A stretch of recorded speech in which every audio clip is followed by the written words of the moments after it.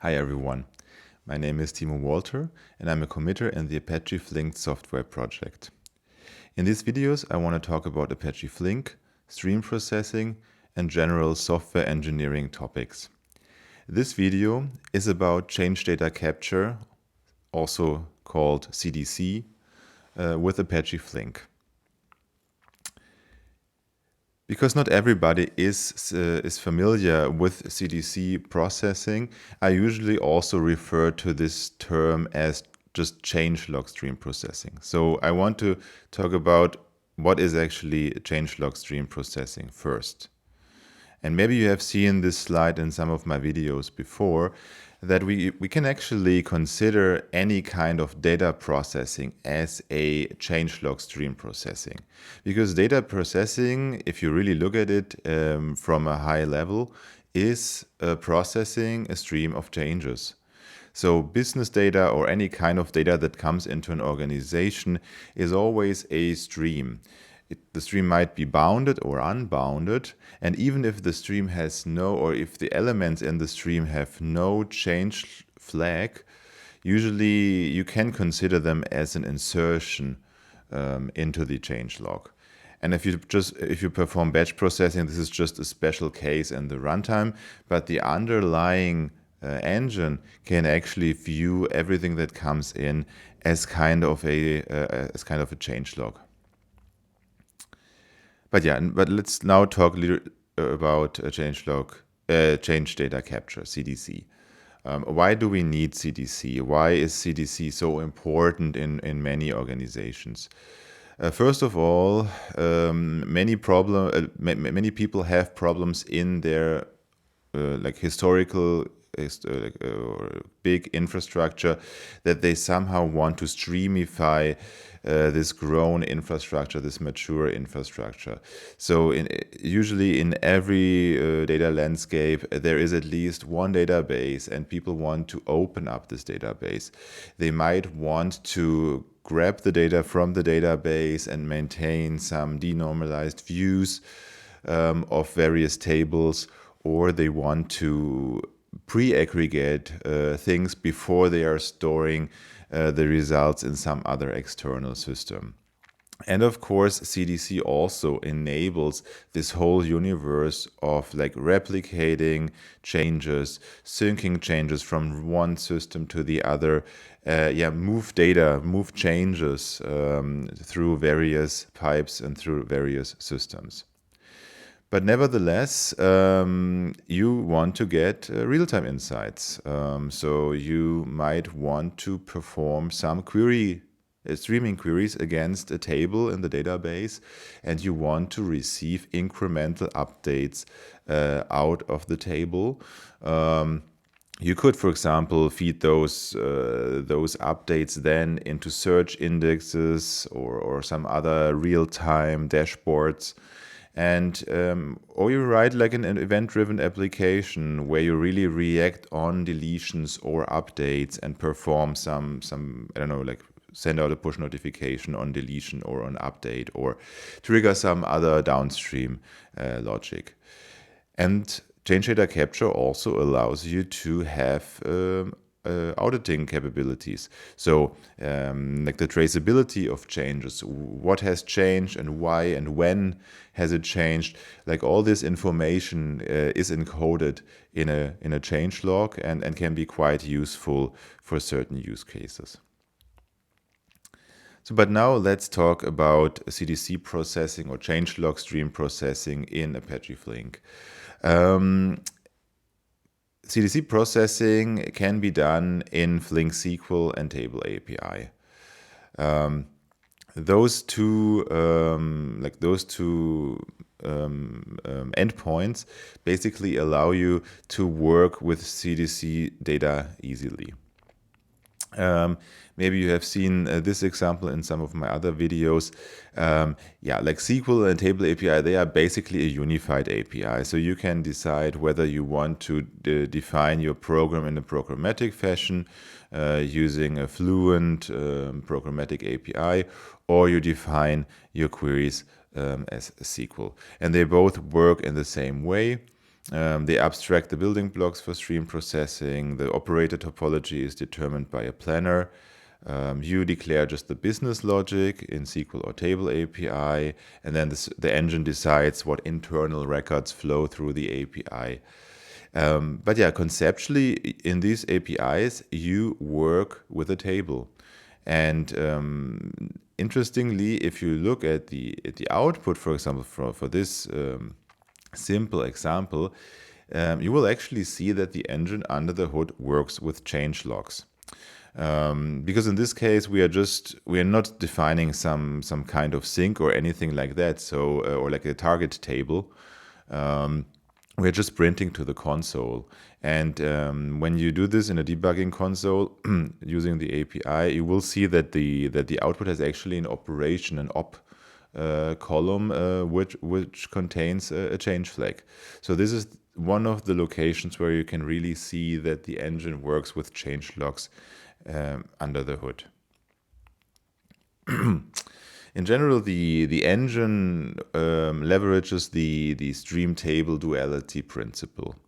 So stream table duality means that you can at any time convert from a stream to a table. The stream is basically a changelog stream, and when you apply this changelog to some database table or key value store, then it becomes a real materialized table. So like this, in this example, if you enter something into the left table, you can also represent this as a changelog entry here, and this changelog entry is then fed into the engine, and the engine will output another changelog entry, which then can be materialized in the table. And that of course also works for updates.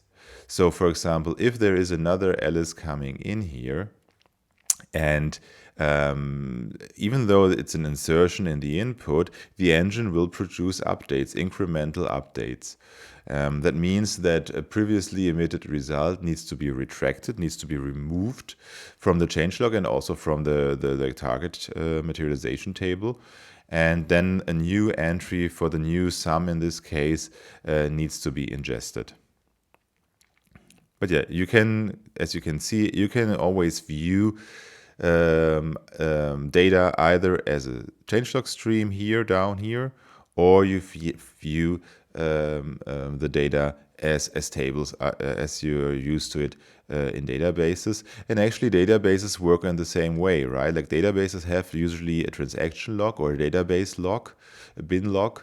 And yeah, the bin log can be is kind of what you see in the bottom of the slide. And yeah, the actual table that you can query is in the top of this slide. And there is more that we can do to optimize this whole thing.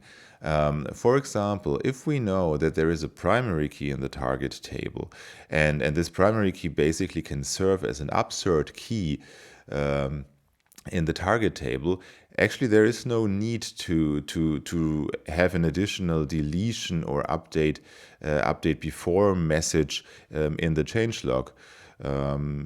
What we can do in this case is we can do real upserting, right? Upserting is a name, a combination of inserting and updating. And yeah, like we don't need the previously retraction message anymore in the changelog.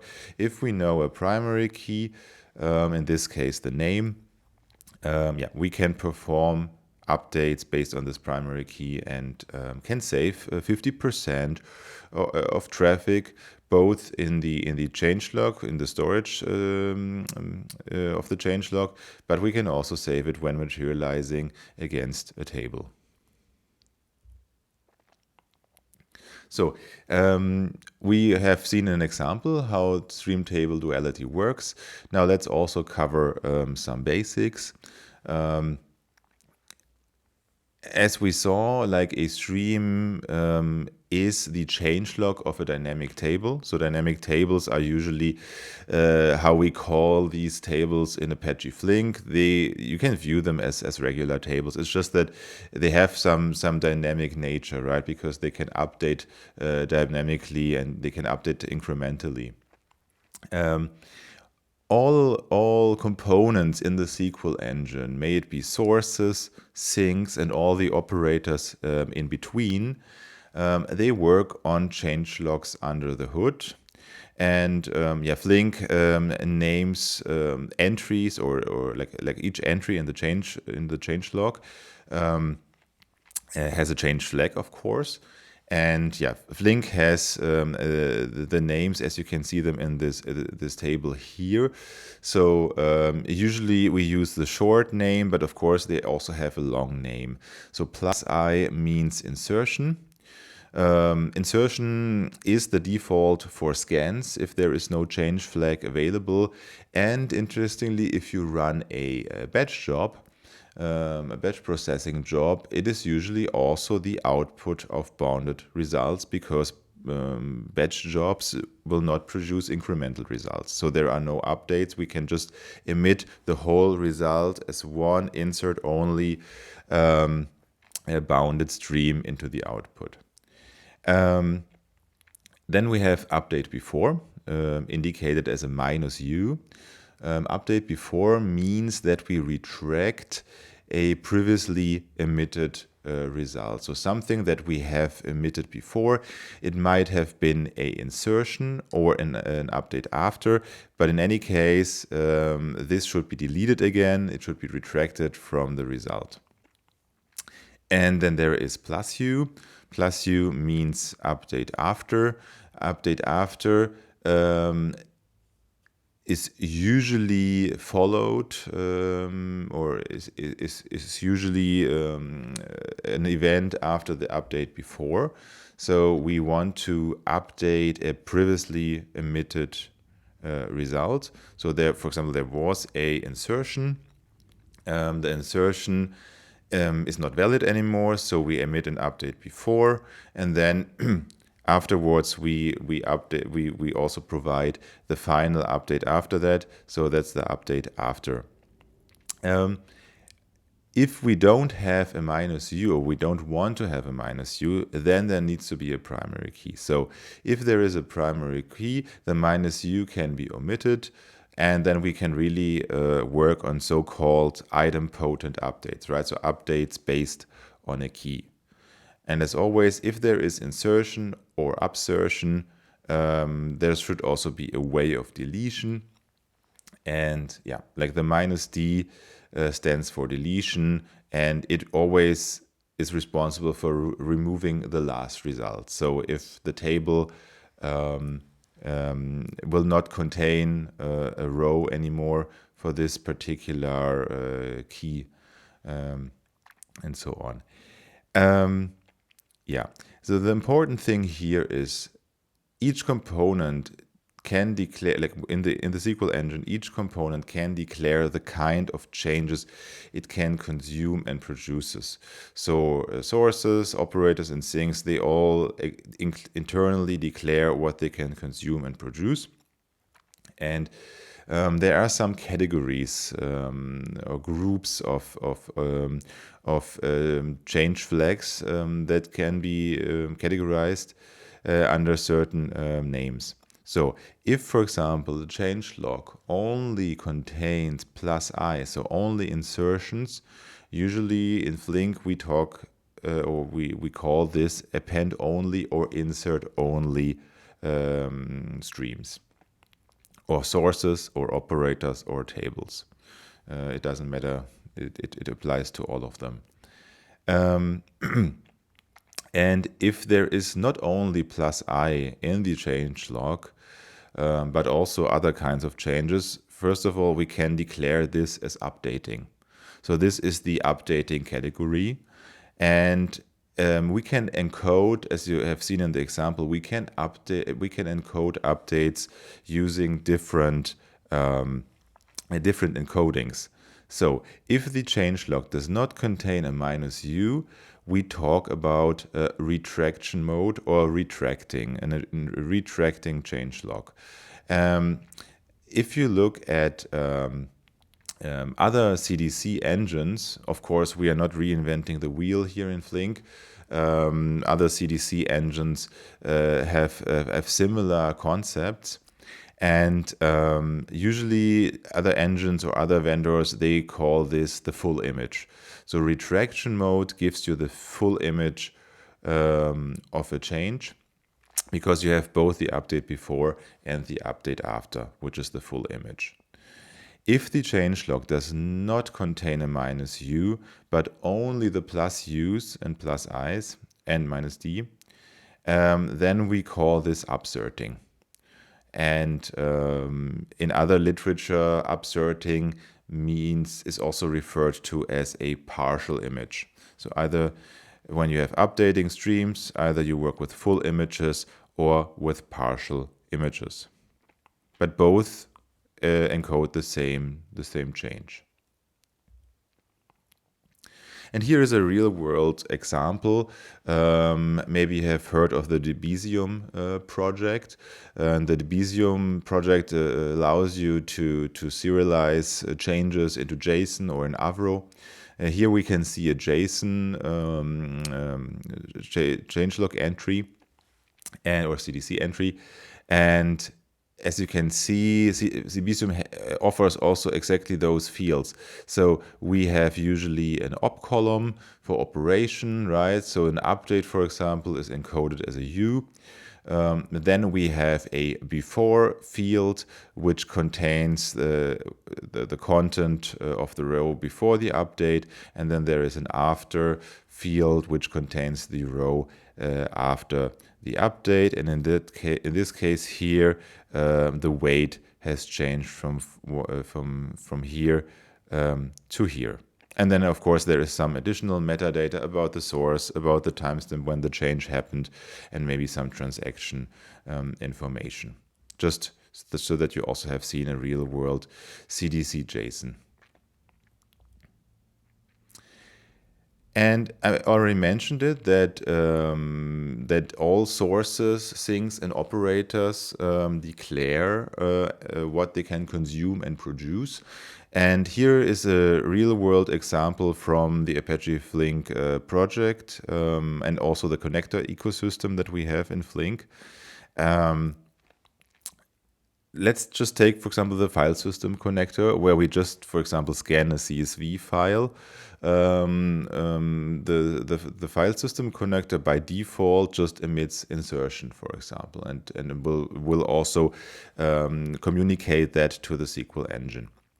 If you use the Kafka connector, in open source, by default, the Kafka connector will also just produce insert only. In open source, there is also the Kafka upsert connector, which will give you insertion and deletion. But as you can see, this is not the full image. So this is just a partial image. So the engine has to work with partial images in the changelog. And then there is the JDBC connector. The JDBC connector does not attach to the changelog or to the transaction log of a database. The JDBC connector just scans the table once. And if you just scan a table, a snapshot of a table once, of course, this is also just insert only. But if you really want to work with insert with CDC data, what you can do, for example, you can use the Kafka connector and use the Debezium format. And with that, the Debezium format will actually emit all kinds of changes. So the full image is emitted by the Debezium JSON format. And yeah, the optimizer then tracks all these changelog modes and also information about primary keys through the entire pipeline, through the entire topology. And yeah, and the thing can declare what it can digest. And if that doesn't match, of course, you will also get an error. Of course, you cannot pipe updating data into a sink that doesn't support incremental updates. So this is something that you have to consider, and usually the explain helps you in understanding what are the input changelog modes, what is my pipeline and the operators in my pipeline producing, and what can my sink actually digest. And here is some example when I talk about operators and the changelog modes in operators. Let's assume we want to perform some joining in Flink SQL. And let's assume we have a append-only table, or like both tables are append-only. If we are just if we're just performing a regular join, you will see that append-only, left append-only, and right append-only table will also produce an append-only output table. If one of the inputs is updating, for example, in that case, the right side, then also the result becomes updating. So you can really see that there is some kind of a changelog mode algebra, right? If one input is updating, the output is updating.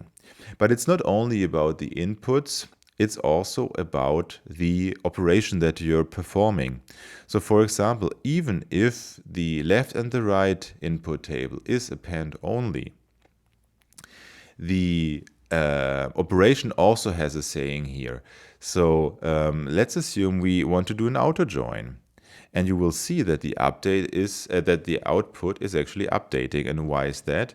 Because outer joins also produce a null if one of the sides is empty.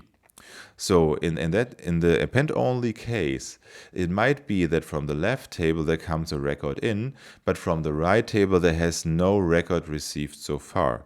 So what the operator needs to do is it needs to send out the join result of the left table joined with null, right? So the null will be in the output. And then when on the right side, if there comes data in and the join can finally also find a match, then the null has to be retracted, has to be updated, and then the join result, the matching result, needs to be sent out. So yeah, outer joins will always produce updating streams. And then there are some specialties in Flink. So for example, there is the so-called temporal join. I will not go into the details here, but temporal joins basically allow you to enrich, or it's basically meant for stream enrichment. And one side of the temporal join, the temporal table, can continuously update, and the append-only table can just join with a snapshot at a certain point in time of the updating table. And the temporal join is very special in that case, that it is possible to have an append-only main table and an updating side table, and still produce an append-only result downstream. So this shows you that, yeah, it is also possible to produce append-only, but the append-only in that case is driven by the main table, which we want to enrich. So until here, I think we have covered the basic about CDC processing. Now I also want to dive a little bit deeper into the CDC engine and show you some more concepts for clarity. First of all, I have observed that people have problems understanding retract and upsert mode. And I just want to quickly recap what are the major differences between retract and upsert mode, so between the partial image and the full image. Let's start with retract. So retract is actually the most flexible changelog mode that exists, because we have the full image, right? With the full image, we can do a lot of data processing, or we can achieve a lot of tasks. First of all, the retract mode requires no primary key. That's great, right? So we have support for duplicate rows as well. Like I heard that there are tables out there that also want to have duplicate rows in the output, maybe because they represent some back semantics. And retract mode only operates with insertion and deletion, right? With update before and update after. So this, like insertion and deletion, works for almost every external system. And one important thing to mention here in distributed systems, it is often unavoidable. And I have also an example on the right side, which I will cover in a second. So retract mode is super flexible, is also the default mode in many cases, and is just necessary for a distributed engine. Upsert, however, has benefits. Upsert is basically an optimization. It saves you traffic, it saves you computation, and it allows for in-place updates. So some external systems can also benefit from these in-place idempotent updates. Yeah, but let's take another look at retract. So on the right side, you see a SQL query that performs a count of a count. So basically, it creates a histogram.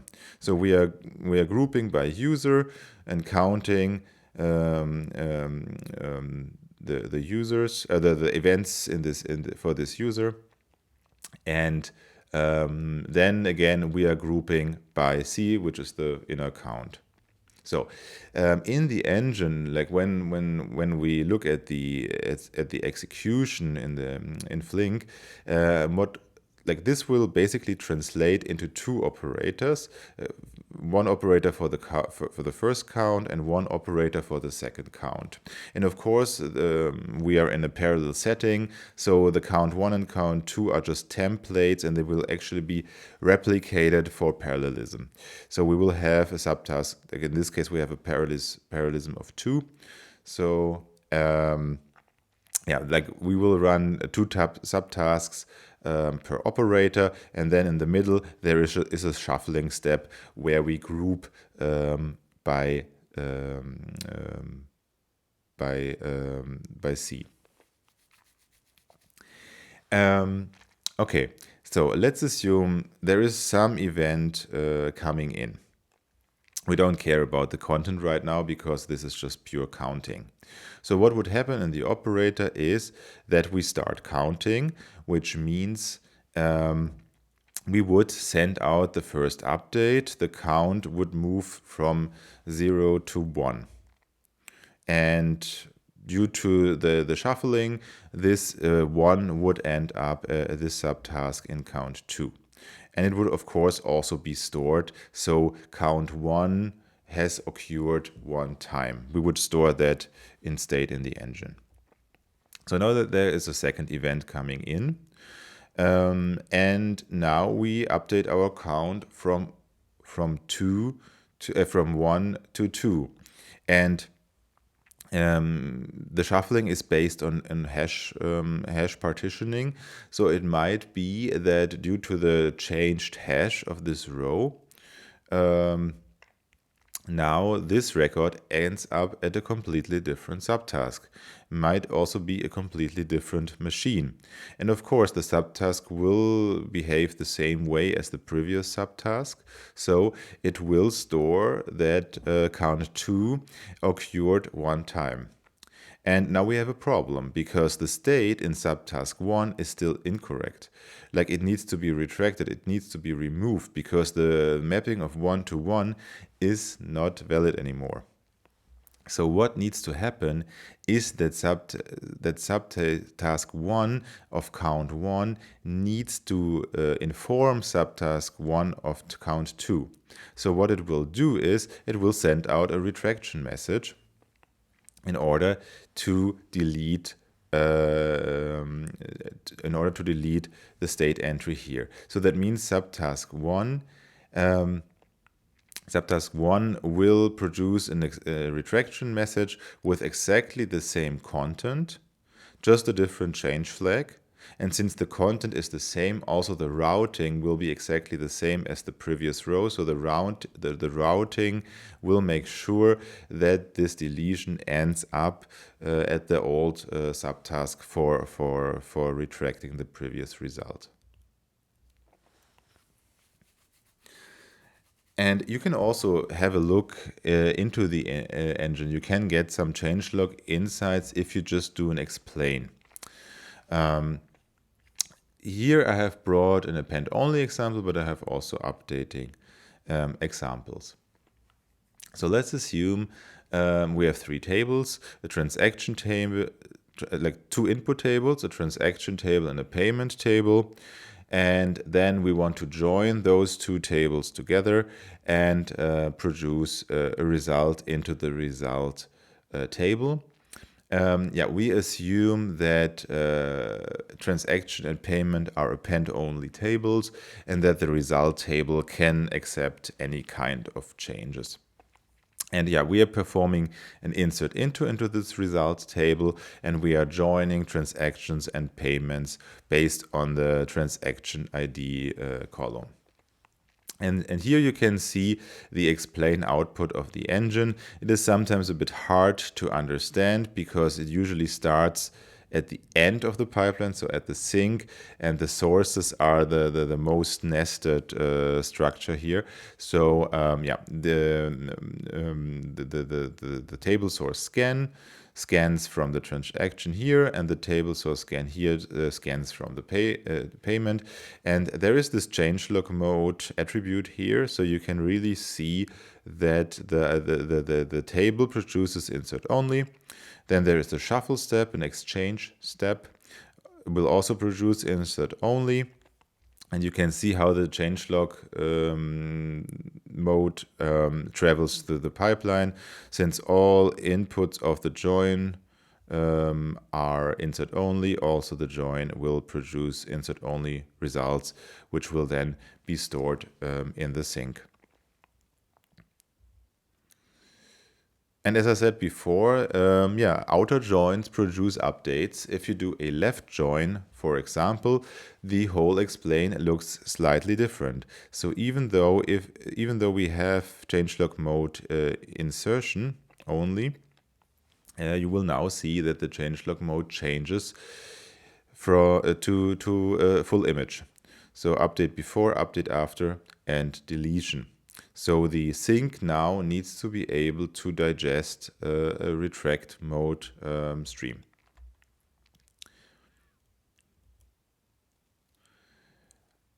And then, of course, you can also declare some primary keys. Let's assume we declare a primary key on the result table.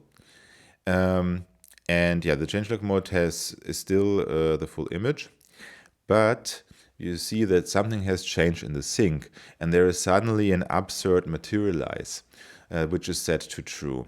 So what does upsert materialize? Basically, it means that the engine actually tries to make this query work, but from the semantical point of view, the query is actually incorrect because you have not defined a primary key on the input tables. Both transaction and payments, there is no hint for the optimizer that the TID in transaction and payment is actually unique.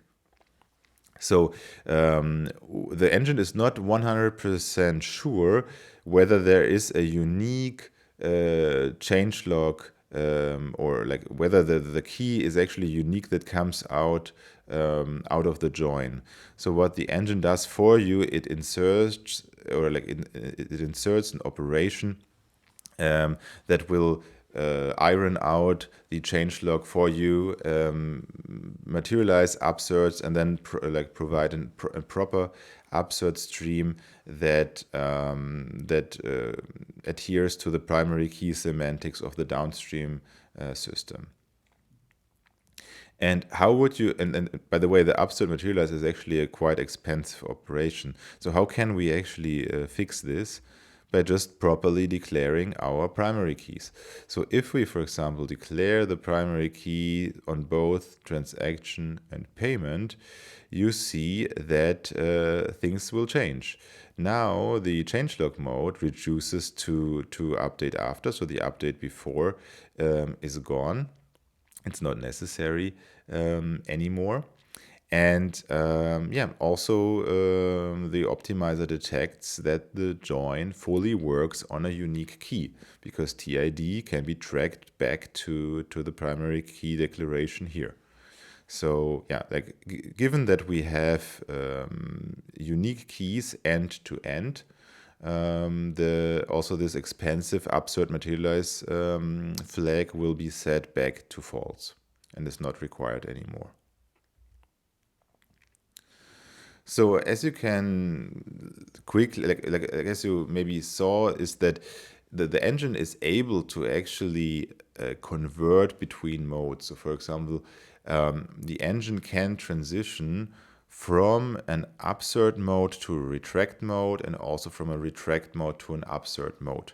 But those are very expensive operations.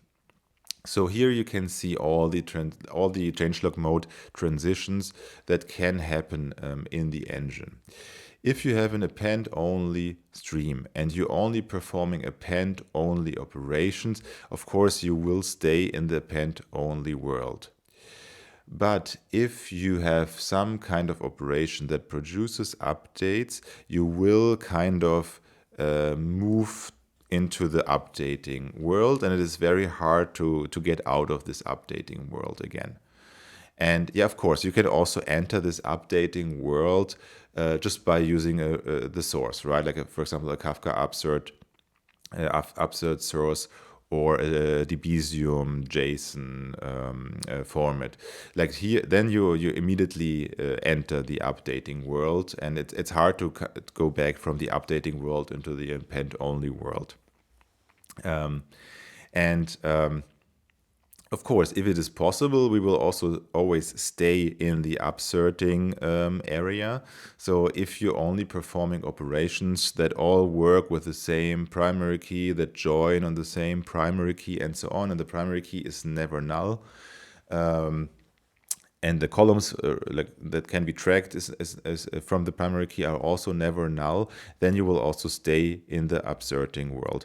But in most of the cases, like a SQL query usually performs an operation where the engine needs to fall back to the retraction space, because as I said before, the retraction space is the most flexible one. So every operation can be represented, can be modeled with a full image. So what you will usually see in an explain is that there is a changelog normalize step added to the pipeline. Again, this is a same as upsert materialize. It is an expensive operation, but it is unavoidable sometimes, because if there is an operator that requires retract mode and you only have upsert mode available, then the engine needs to include the changelog normalize operator to convert from upsert mode to retract mode. And once we are in retract mode, then usually the engine will also stay in the retract mode, unless there is a sync, and the sync requires again to go back to upserting. So the sync upsert materialize you will see in the explain, but usually just shortly before the sync, to go back to upserting if the sync requires upserting. So the flow is usually, if you start with insert only data, at some point through the operation, it's very likely that you enter the updating world, and then usually eventually you will actually end up in the retraction world if you don't pay attention. And but the engine is able to go back to upserting, but only at the end of the pipeline, close to the sync. Otherwise, the engine will stay in retract mode, which can also easily be serialized into a Debezium CDC format, for example. And interestingly, this updating versus append only area can also be considered some kind of, the left side is rather the streaming area, and the right side is more the CDC materializing area. Some people call it stream and table, but I find this confusing, especially when we talk about the stream table duality. But still, there are interesting properties. If you stay in the append-only world, so append-only sources and things, append only operations. The operations usually work with event time columns. So if the source is append only, you can also create watermarks and an event time column around it. And by using watermarks, we can also highly efficiently using the state. Because we have a notion of completeness, so we can also in the engine we can discard state that is not necessary anymore. So append only allows you to have very efficient pipelines with low latency and like reasonable state sizes. Materializing, however, is kind of expensive. What can be observed is that there is usually no event time column, because you have to assume that at any point in time there might still be an update coming in.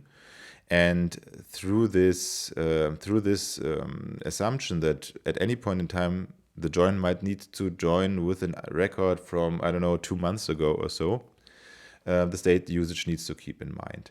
So this is pure materialized view maintenance.